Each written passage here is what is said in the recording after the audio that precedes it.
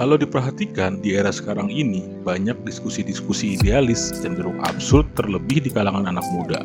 Mulai dari konspirasi global, politik nasional dan internasional, agama hingga gosip tetangga, semua dibahas ngalor ngidul. Menghabiskan bergelas-gelas kopi dan berbatang-batang rokok, bahkan kadang kehabisan rokok, sisa-sisa rokok di asbak pun dibakar lagi.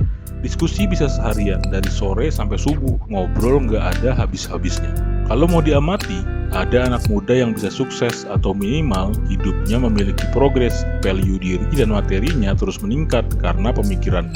Tapi banyak juga yang gitu-gitu aja, bahkan bekerja atau berkarya pun tidak. Tenggelam dan terlena sama pemikirannya sendiri tanpa pernah membuat karya yang berarti. Ini sangat disayangkan banget, dan gue nggak mau banyak anak muda yang terjebak cuma jadi orang yang sibuk berpikir tapi nggak bisa menolong diri sendiri. Gimana biar ini nggak terjadi? Yang pertama, pemikiran lo wajib ada gunanya dan mudah diterapkan untuk banyak orang. Intinya, lo jangan cuma mikir buat diri sendiri, tapi juga buat orang lain. Simpelnya, pemikiran lo itu bisa jadi solusi buat masalah banyak orang, bukan malah nambahin masalah dan bikin orang lain jadi tambah bingung. Contohnya, Indomie mie sedap, ide awalnya cuma tentang makanan instan yang murah meriah. Gojek, Uber, Grab awalnya cuma tentang nyediain jasa angkutan. Facebook, Twitter, TikTok, Instagram awalnya cuma ide tentang komunikasi. Ini adalah sederet contoh pemikiran-pemikiran sukses terus kemudian bertransformasi menjadi sesuatu yang besar dan sangat menguntungkan, terlahir dari ide yang sederhana. Jadi, setiap kalau lo melahirkan pemikiran, cek ini. Apakah pemikiran lo ada manfaatnya buat banyak orang? Apakah pemikiran lo bisa dengan mudah dipraktekkan atau dilakuin sama banyak orang? Kalau dari dua hal tadi lo bisa jawab iya, itu artinya pemikiran lo punya potensi besar untuk menjadi sesuatu yang besar dan sangat menguntungkan. Yang kedua, jangan cuma keasikan mikir dan diskusi aja. Ini banyak terjadi, keasikan mikir dan diskusi hingga jarang mandi dan gosok gigi.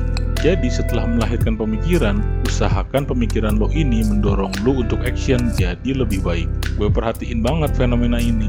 Anak muda atau mahasiswa yang pemikir yang jarang mandi, kebanyakan pemikirannya itu cuma jadi dialog kosong gak guna. Tapi anak muda yang action bertindak kebanyakan sukses dengan pemikirannya. Coba lihat, mulai dari Bung Karno, Suhokji, sampai Rocky Gerung, penampilannya rapi dan enak dilihat. Begitu juga dengan Marcus Aurelius, Jordan Peterson, dan sederet tokoh filsuf lainnya. Mulai dari zaman Yunani kuno hingga modern, mereka semua disiplin, tertata, bisa jaga badan dan penampilan. Omong kosong kalau lo diskusi mikir tentang etika berpolitik, hujat sana-sini tentang pejabat korup dan punya pembanding tentang pejabat yang bersih. Sedangkan lo sendiri nggak punya etika, masih sering bolos, korupsi waktu, dan bohongin orang tua. Percuma lo punya pemikiran bagus, paham dan gape banget tentang konsep dan teorinya. Tapi lo sendiri nggak disiplin, nggak olahraga, nggak mau belajar, nggak mau action. Jadinya cuma komen, akhirnya cuma jadi omong kosong. Jadi kalau mau pemikiran lo jadi sesuatu yang produktif, yang bisa menghasilkan cuan, cek ulang, bisa nggak pemikiran lo bikin lo jadi action? Cek lagi, apakah setelah ngelakuinnya bisa bikin lo jadi lebih baik? Kalau lo aja malas action, malas ngelakuin pemikiran lo sendiri, jangan harap pemikiran lo akan jadi besar. Yang ketiga, dokumentasikan pemikiran lo dalam bentuk karya, mau itu lagu, buku, video, vlog, website, penelitian ilmiah, jurnal, atau karya tulis. Apapun itu, yang penting terdokumentasi.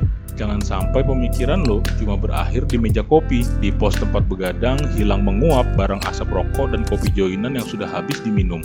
Jangan sampai juga pemikiran lo hilang gitu aja, cuma jadi obrolan pengantar tidur setelah begadang, atau hanya tenggelam di kolom komentar postingan orang lain. Perhatikan, para pemikir hebat dari zaman dulu, pemikirannya bisa dikenal banyak orang karena bukan cuma diomongin, tapi juga didokumentasikan, ditulis lalu disajikan dalam bentuk buku.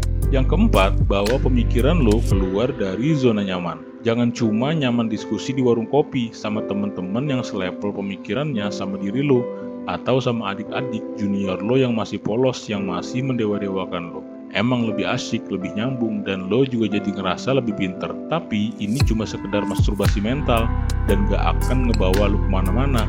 Coba lihat filsuf zaman Yunani kuno hingga pemikir zaman modern. Mereka bisa dikenal sejarah karena membawa pemikirannya ke pemerintahan, ke orang-orang yang punya power. Emang pastinya nggak nyaman, nggak enak, dimusuhi, bahkan hingga sampai dipenjara sama penguasa. Ya tapi itu tadi, kalau lo mau pemikiran lo berubah jadi cuan, jadi sesuatu yang mengangkat derajat lo, pemikiran tadi wajib diuji, didebat, dan diserang dulu sama orang lain. Atau minimal, jadi karya yang bisa dilihat dan dinilai oleh publik. Jadi jangan keasikan ngobrol, diskusi di situ-situ aja. Tantang diri lo, naikin level lo sekaligus bangun koneksi. Kesimpulannya, kalau mau pemikiran lo bisa berubah menjadi sesuatu yang besar dan menguntungkan buat lo dan banyak orang, lakukan 4 hal ini. 1. Pemikiran lo wajib ada gunanya dan mudah diterapkan untuk banyak orang. 2. Jangan cuma keasikan mikir dan diskusi aja. Setelah melahirkan pemikiran, usahakan pemikiran lo ini mendorong lo untuk action jadi lebih baik. Yang ketiga, dokumentasikan pemikiran lo dalam bentuk karya. Yang keempat, bawa pemikiran lo keluar dari zona nyaman. Bawa pemikiran lo ke level yang lebih tinggi. See you on the top. Semangat, man.